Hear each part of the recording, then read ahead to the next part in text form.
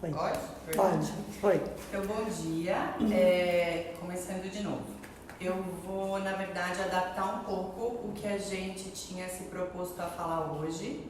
Eu acredito que conforme a gente vai tendo novas experiências profissionais, a gente vai modificando o nosso conhecimento, que a gente acredita que é uma prioridade de ser discutido. Esse final de semana eu tive o privilégio de passar sábado e domingo trabalhando em Fortaleza, numa clínica de pessoas que eu confio e gosto muito, e a gente conhece muitas histórias, muitas situações e começa, acho que talvez, a entender melhor certos aspectos, porque a gente aqui em São Paulo, em Sorocaba, acaba tendo acho que existe uma centralização, talvez, de algumas situações. Então, o que às vezes é super simples pra gente aqui, que é um parapódio, que a gente está acostumado com parapódio, não necessariamente no país inteiro quer dizer a mesma coisa.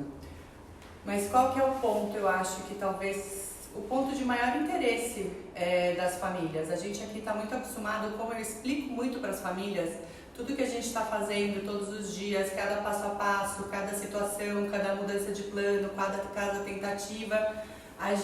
Então, ter um plano terapêutico é uma coisa que é uma rotina muito grande na minha vida profissional. Eu acho que até por uma característica pessoal de ser virginiana, detalhista, eu preciso ter uma organização, uma rotina muito específica. E quando a gente fala de pacientes com quadros clínicos mais amplos, criar uma rotina, criar um plano terapêutico não é necessariamente a coisa mais simples do mundo, porque existem várias vertentes, como a gente vem discutindo.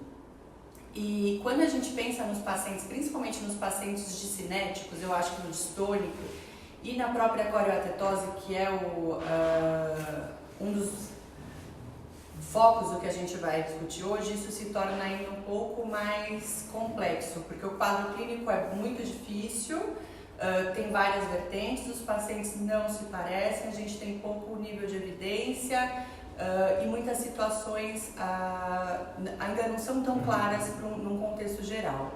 Então, semana passada a gente explicou o que é distonia. O que é a corioatetose quando a gente pensa em outro aspecto discinético? Também é uma lesão encefálica causada por uma lesão no sistema extrapiramidal. Eu também tenho um comprometimento dos núcleos da base, só que com uma característica um pouco diferente. Então o paciente ele acaba tendo uma flutuação de tônus entre o baixo e o próximo do normal. Quando eu penso num paciente com comprometimento discinético pontual, quando ele não tem espasticidade associada, mas no contexto geral o tônus é baixo, principalmente o tronco do eixo.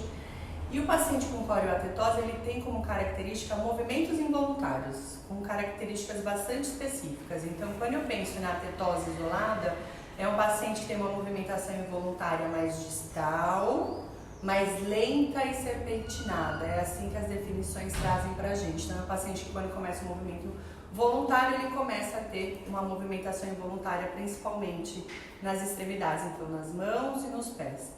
Quando eu penso na coreia, é um paciente que tem uma movimentação involuntária, mas que ela tem como característica um comprometimento mais proximal, então da cintura escapular e da cintura pélvica, mas são movimentos mais bruscos. É muito difícil ter um paciente com uma tetose pontualmente ou com uma coreia pontualmente. No contexto geral, elas vêm combinadas. E a gente tem a denominação de corioatetose. Então, é um paciente que faz um número muito grande de movimentos involuntários durante o seu dia, tanto nos braços quanto nos membros inferiores. Então, toda vez que esse paciente quer fazer uma movimentação voluntária, que ele tem um alvo, que ele quer pegar alguma coisa, que ele vai caminhar, essa movimentação involuntária entra e acaba atrapalhando bastante. E eu posso um dia explicar com mais detalhes. Mas o que acontece? Explicar a movimentação involuntária, é lógico que é muito importante para a família, mas é muito importante para a criança, como a gente discutiu na distonia. A gente teve uma situação aqui em Sorocaba de receber uma criança com corioatetose e em alguma das conversas a gente foi explicar que aquilo era uma movimentação involuntária para a família. E o feedback da mãe foi: nossa, eu pensei que meu filho era agressivo. Eu pensei que quando alguém fosse fazer alguma atividade com ele, ele tentasse bater. porque ela não entendia que o quadro clínico dele cursava com movimentação involuntária. E como os movimentos são amplos e são descoordenados, se alguém chegar perto e ele tentar encostar nessa pessoa, fazer alguma atividade, esses movimentos vão entrar e fatalmente essa criança pode bater o braço, a mão em quem está na frente ou no que está do lado. Isso não quer dizer que a criança é agressiva. Muito provavelmente, nas vezes que pareceu que ela foi agressiva com o irmão, ela só estava tentando brincar com o irmão, ou encostar no irmão ou no coleguinha do lado. E aí a criança chegou, eu não vou lembrar de qual era a idade, mas ele deve ter uns 7, 8 anos agora ou mais. E ele saiu de uma condição que ele tinha muito pouco controle para uma situação que em 6 meses ele estava engatinhando sozinho. Como? Como uma criança que chegou até 7, 8 anos, de repente em 6 meses de terapia começa a engatinhar. Eu acho que essa vem sendo a minha maior reflexão nos últimos dias.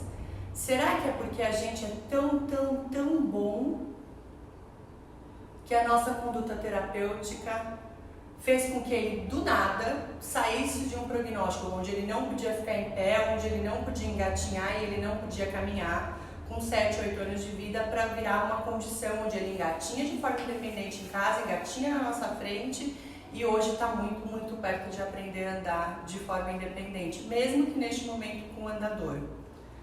Eu acredito que a gente seja muito bom, mas eu tenho certeza que a gente não é mágico.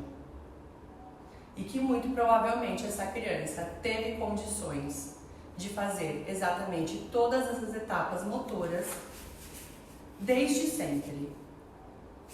Só que ela não teve oportunidade de vivenciar isso e de ter alguém talvez que direcionasse ele dentro desses aspectos. Porque o feedback é que a criança não ficava em pé na terapia, a terapia era uma terapia que ele ficava o tempo inteiro deitado, e que existia muitas discussões sobre ele ficar ou não em pé, se tinha indicação ou não tinha. E a mesma criança que, teoricamente, a família não sabia o que era movimentação involuntária. E aí, muitas vezes, a gente vai ouvir que a família foi orientada, mas ela não absorveu a informação. E o nosso papel, em contrapartida, quando a gente diz que orientou uma família, não é ir falar. Eu posso dizer que eu contei para a família. Mas quando eu digo que eu orientei uma família, é quando eu tenho certeza absoluta que a família entendeu aquilo que foi explicado.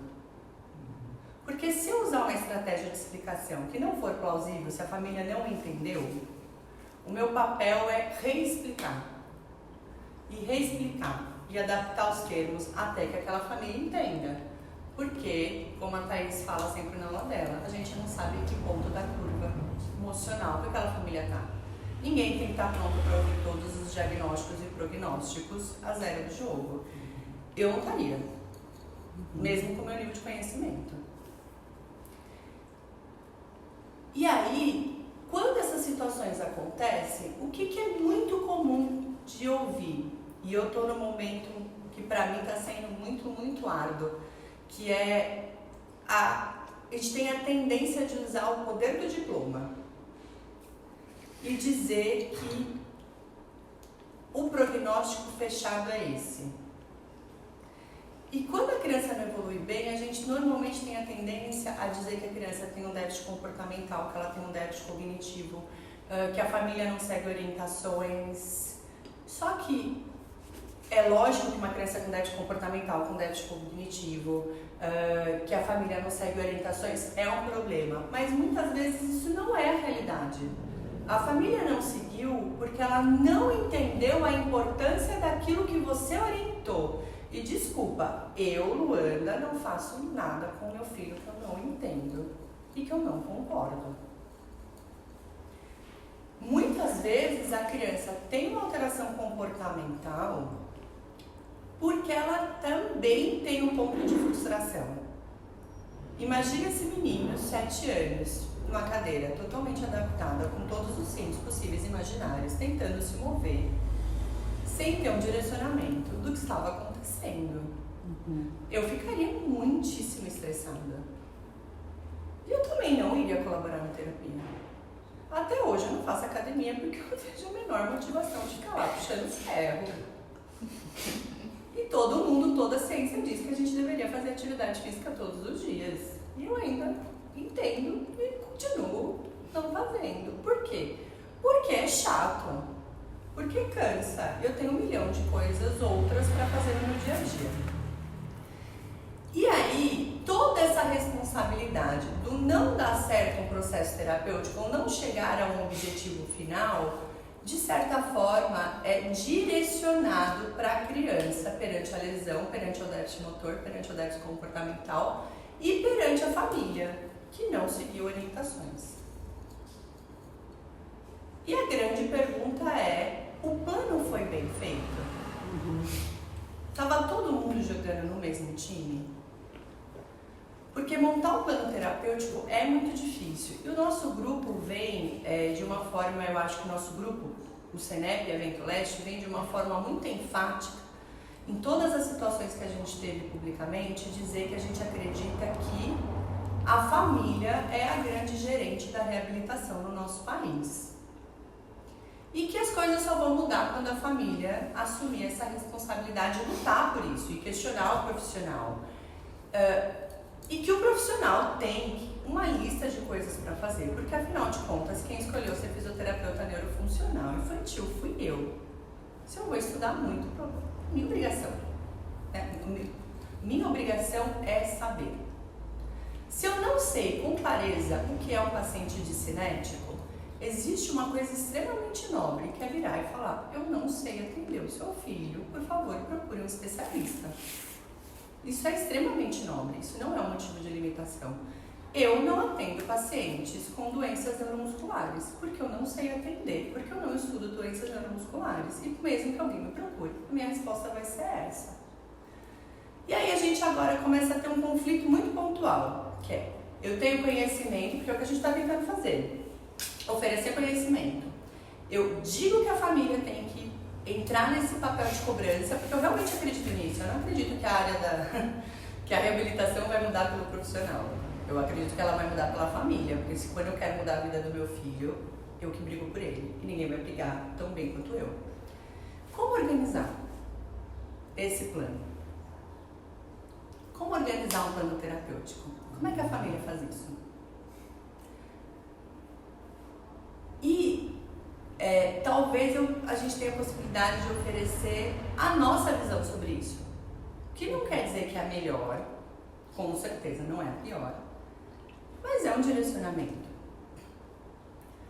Porque existem muitas perguntas e eu passei muitas horas respondendo perguntas. Eu já fiz um número absurdo de avaliações. E as avaliações são perguntas e respostas. O que eu espero do meu filho? Quantas vezes por semana eu coloco uma criança em terapia? Como tem que ser essa terapia? Qual é o método? Qual é o recurso? Qual é a frequência? Como uma família pode fazer isso? Né? De onde partir? Eu acho que sem dúvida nenhuma é saber o que o filho tem. Por mais árduo que isso pareça.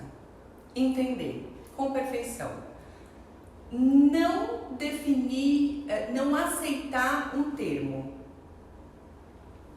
Porque quando eu falo o termo paralisia cerebral, existe um número enorme de variáveis aí dentro.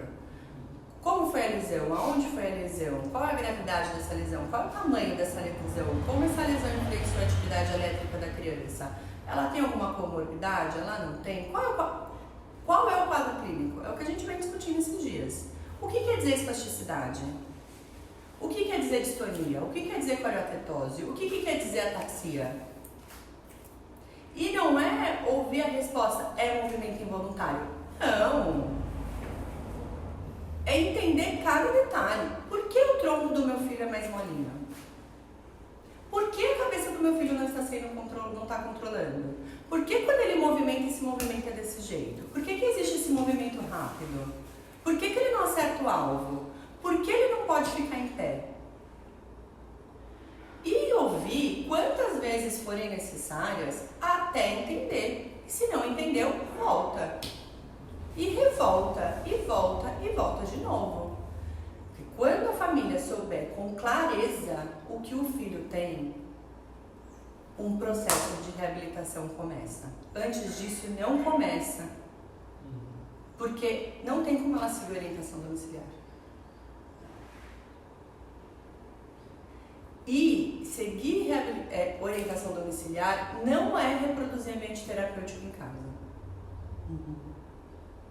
Porque quando você está dentro do processo de formação de um profissional, e eu posso dizer da fisioterapia, principalmente na área de neurologia, a gente é altamente treinado para buscar um objetivo funcional.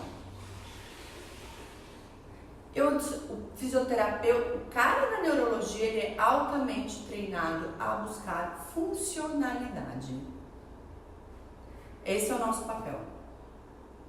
O que é funcionalidade? São todas as atividades que a gente faz durante o nosso dia. Por isso que nós somos categorizados como pessoas funcionais.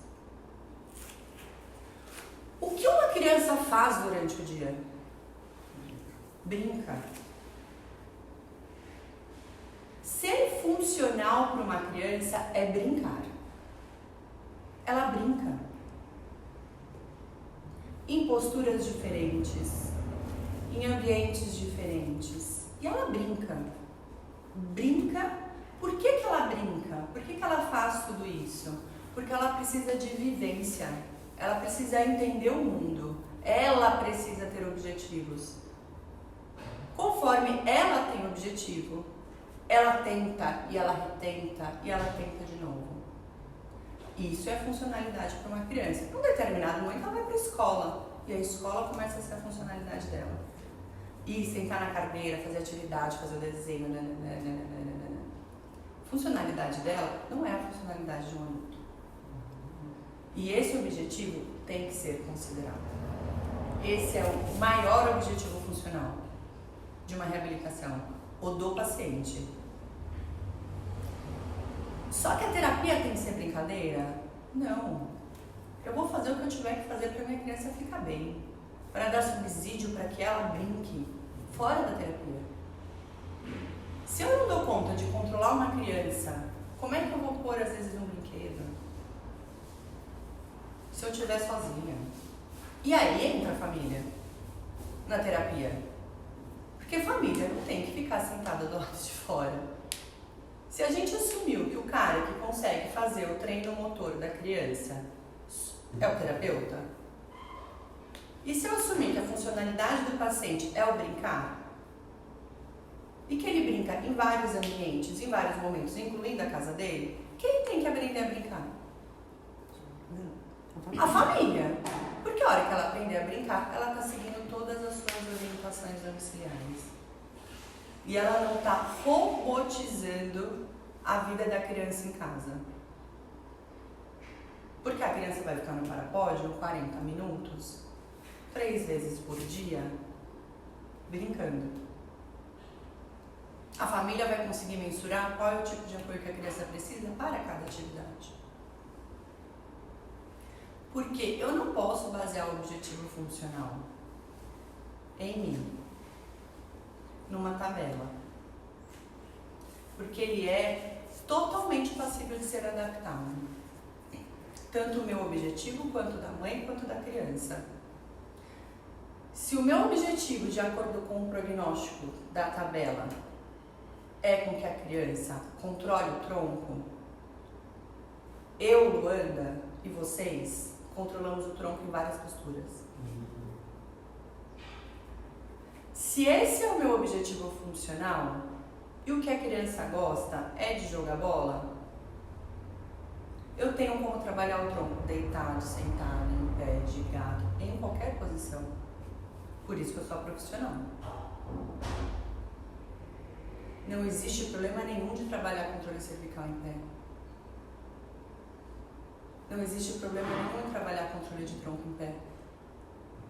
Eu não tenho função de membro superior só quando eu estou sentada numa cadeira adaptada. Eu mexo meu braço em pé, deitada, sentada, correndo, pulando, em qualquer posição, dando aula. Eu me movimento para me comunicar. Eu, particularmente, mais do que eu acho que o resto da população. Que é um parto para mim ficar sentada parada. Isso se chama flexibilidade. Flexibilidade de atendimento. Flexibilidade de conduta. Porque nenhum movimento começa por áreas motoras. Ele começa por áreas emocionais e comportamentais. O querer é o maior gerenciador de ativação cerebral que tem. Porque quando eu quero muito alguma coisa, eu vou conectar o que for necessário que eu tiver subsídio para alcançar. E aí entra a história inteira. E talvez aonde eu acho, talvez eu tenha entendido melhor o ponto da família. É assim, ó. Quando uma família chega para avaliação e a gente termina todo aquele questionário pontual, e o meu questionário é gigantesco, né? A história, a lesão, os exames, eu não sei o que, eu fico lá 2 horas montando tudo isso. Depois que eu tenho todas as informações que eu quero, eu tenho que montar um plano de tratamento. Eu tenho que montar um plano de tratamento, que vai ser meu feedback para a família de resposta. O meu plano, eu vou fazer isso, isso e isso agora, daqui a pouco. Eu tenho os meus objetivos funcionais. Eu vou pensar no controle da cabeça, no controle do tronco, no sentar, no engatinhar, no ficar em pé e no andar. Esse é meu papel. E eu posso fazer isso de diversas formas diferentes. E eu tenho que descobrir qual é a mais potente, a mais representativa, a que vai ter maior efeito. Por quê? Infelizmente, nós não vivemos num país que a criança tem acesso a todos os tipos de terapia todo o tempo. Tem uma médica muito amiga minha que pediu para mim uma estimativa de custo da reabilitação de uma criança pós-anóxia. Minha planilha de valor médio bateu em quase 200 mil reais no ano, pensando no mínimo se eu for pensar no sistema privado. E boa parte dos nossos pacientes não tem acesso ao SUS. Então eu tenho que ser o mais efetiva possível. Como ser efetivo? Como pegar a sacada? Na minha opinião, que a história pode dar certo. Eu tenho condições de pegar essa sacada sozinha? Não, porque eu não conheço a criança. Eu nunca vou conhecer como vocês conhecem. As minhas eu conheço, em detalhes. Eu sou capaz de chegar no neurocirurgião e explicar que a cirurgia vai ser só depois da peça de teatro. Porque eu sei a importância da peça de teatro. E a minha chefe não me autorizou a assistir a peça de teatro. Tomara que em algum momento a Aline escute isso. E a minha turma de alunos está inconformada que eu não fui autorizada a assistir a estreia da Maria no teatro. Eu vou comprar seu ingresso, mais um. E aí, o que acontece? Quem vai me dar a informação? A mãe. Uma criança só tem um objetivo claríssimo na cabeça dela. Ela quer fazer o pai e a mãe feliz. Ninguém tem medida melhor do que a mãe. Você consegue me contar onde ela sorri mais? O que faz ela mais feliz? E aí a gente escuta assim, ó. Um exemplo. Meu filho fica muito feliz em pé e andando. Tá bom. Como vocês estão treinando marcha? Não estamos. E aí a família volta pra mim e conta assim, não, mas primeiro ele tem que segurar a cabeça, depois ele tem que sentar, depois ele tem que não sei o que, depois ele tem que não sei o que, pra daí ele andar. Sim, para uma criança, para uma pessoa andar de forma independente, ela segura a cabeça, ela segura o tronco, ela faz tudo isso.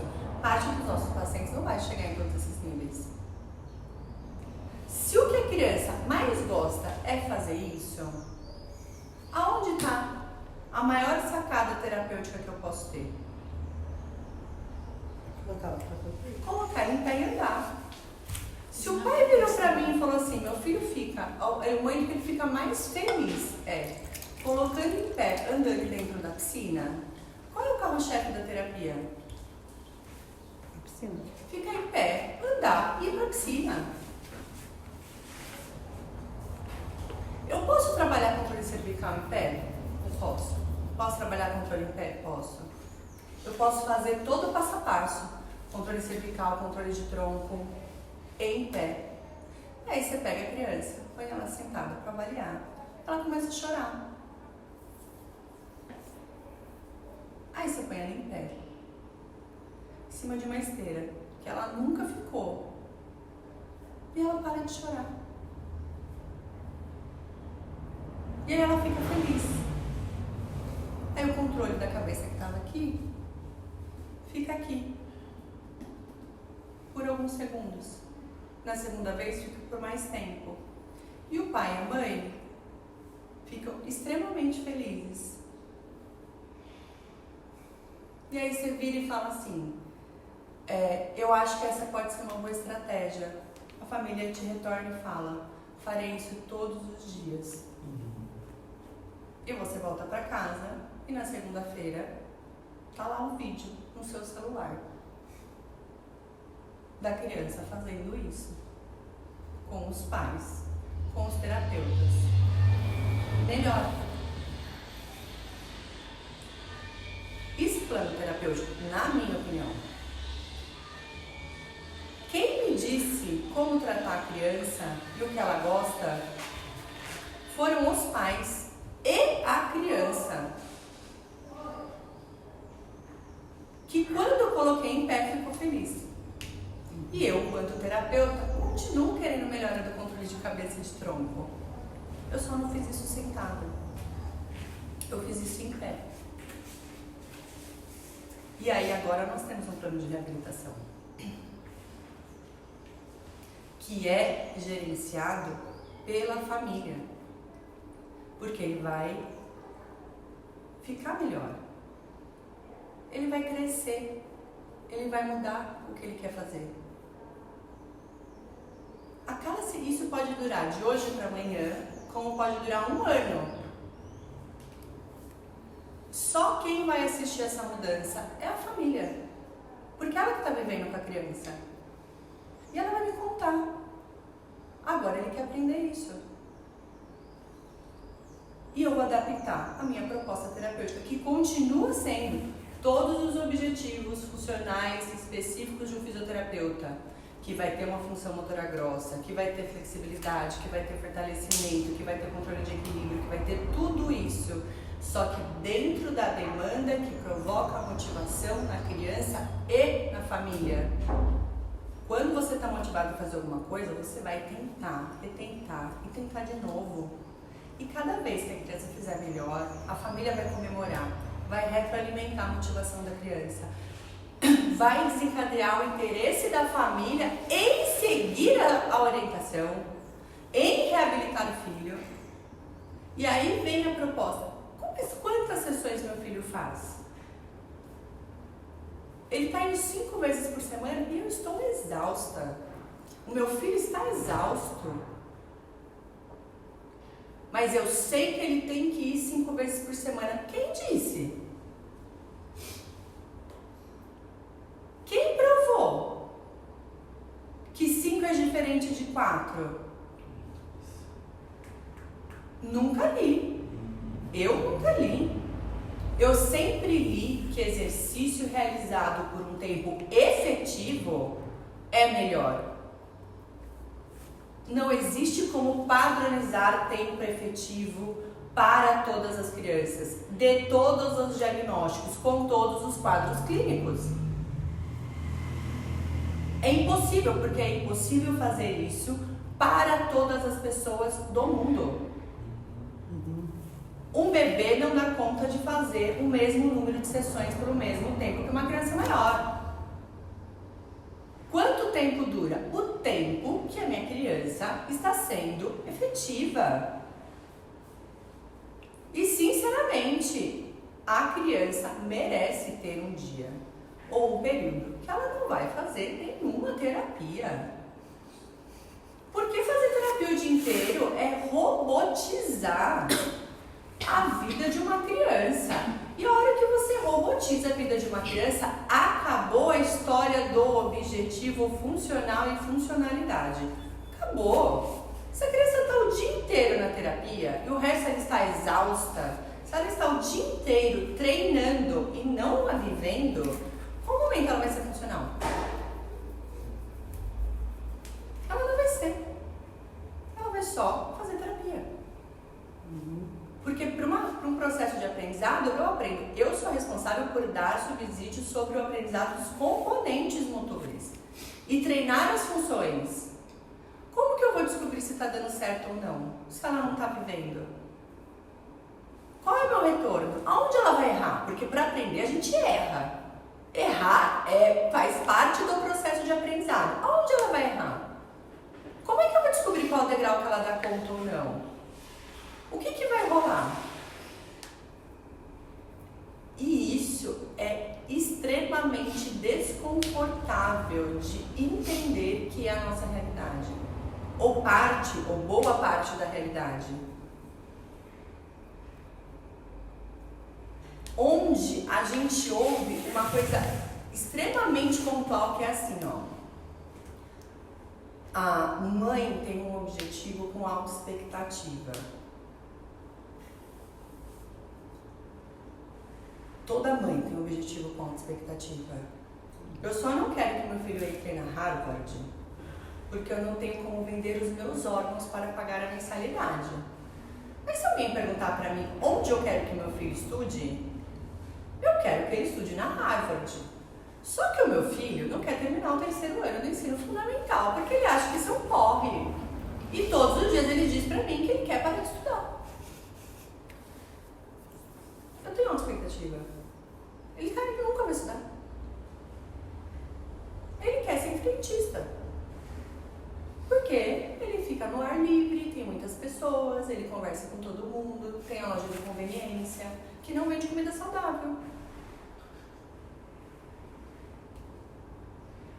A mãe quer que o filho caminhe.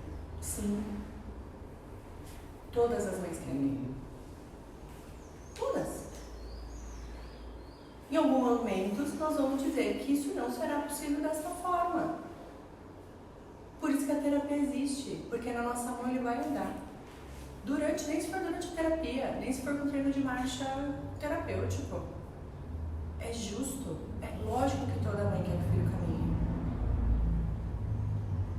É lógico que eu tenho que explicar para a família que existe um passo a passo desse aprendizado, que existem habilidades que precedem o caminhar. Por isso que o desenvolvimento é assim, porque eu tenho um passo a passo, isso é real. Mas eu tenho condições de adaptar a minha terapia ao plano. Não existe um protocolo BD totalmente definido que todo mundo chega, todo mundo deita, todo mundo alonga, todo mundo nananana, e que existem necessariamente uma verdade.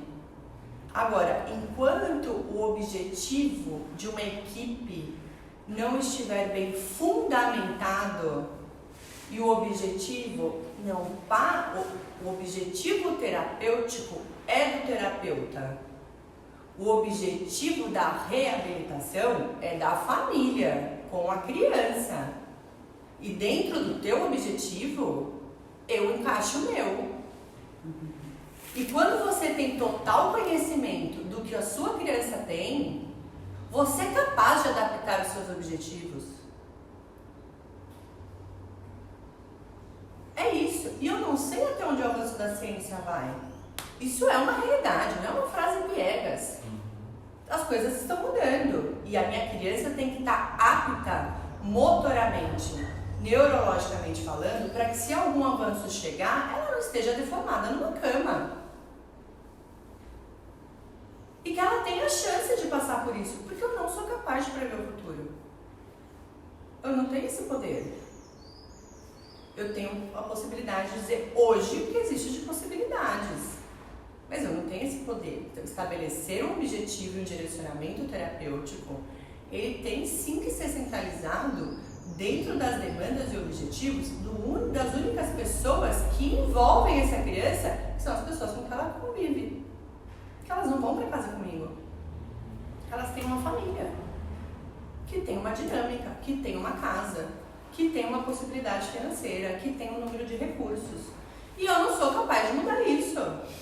E nem quero. Por isso que nós somos diferentes. E eu tenho que propor, eu tenho que adaptar. E eu tenho que direcionar o que é eu acredito que seja adequado, de acordo com o meu estudo, de acordo com o meu nível de conhecimento, de acordo com o que eu pesquiso, com o que eu me dedico, o que eu vou fazer e como eu vou contribuir para o seu objetivo terapêutico.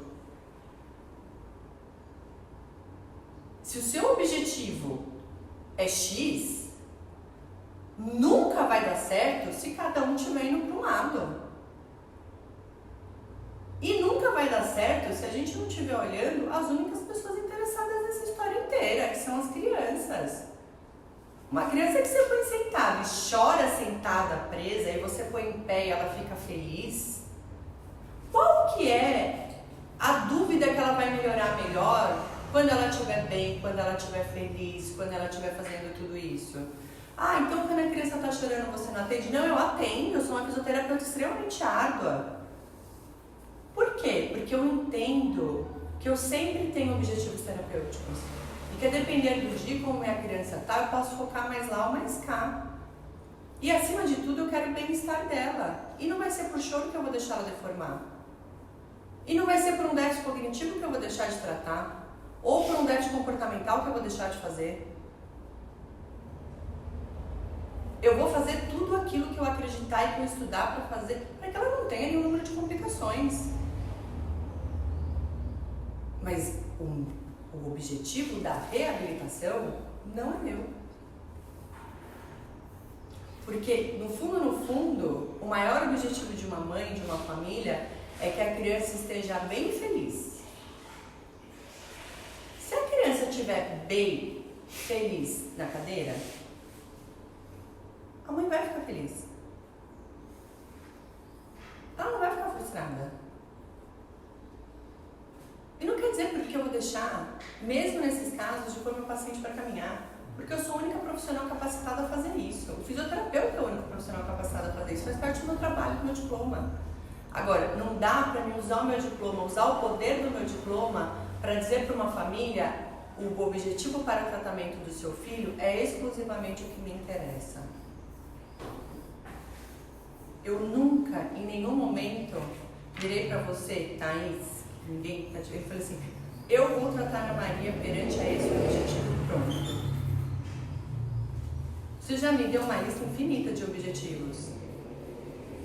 E eu adaptei todas as minhas condutas a todos os seus objetivos. Eu nunca nem questionei, nem quando eles eram muito loucos. Né? Então, eu acho que isso vale ao menos uma reflexão. Quando a gente vê, e a gente vem falando muito da importância da família ser a coordenadora da reabilitação do seu filho. Eu acho que essa pode ser uma boa reflexão para entender. Quem não concorda, não faz.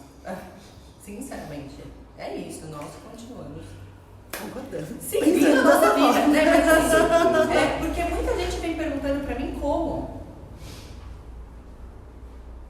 E esse final de semana eu respondi para uma família como, na minha opinião.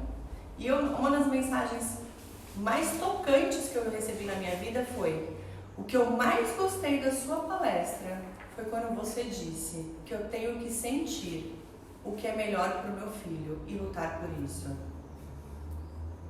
Então, a partir de agora, o meu filho será tratado de acordo com o que faz ele bem, com os meus objetivos.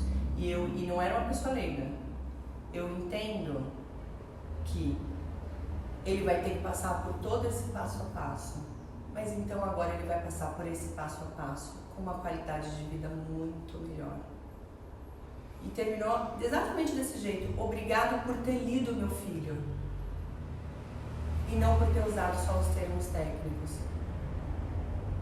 Porque você viu que ele ficou mais feliz em pé.